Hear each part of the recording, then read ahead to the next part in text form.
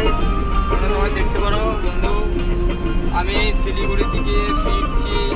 শিলিগুড়ি থেকে কিছু মাল পায় নাই, আমরা যাবো এখান থেকে ডালকুলা থেকে ভুট্টা লোড হবে। ভুট্টা লোড করবো, ভুট্টা লোড করে আমাদের পানাগড়া খালি করবো। পানাগড়ে যে ফ্যাক্টরিটা আছে সেই ফ্যাক্টরিটা মাল আছে,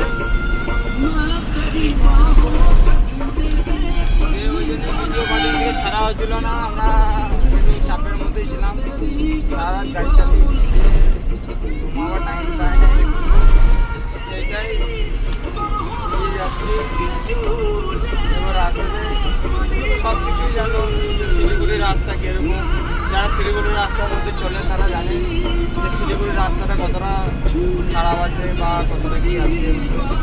বলতে পারবো যে বিশাল বাবা দেখতে পাচ্ছ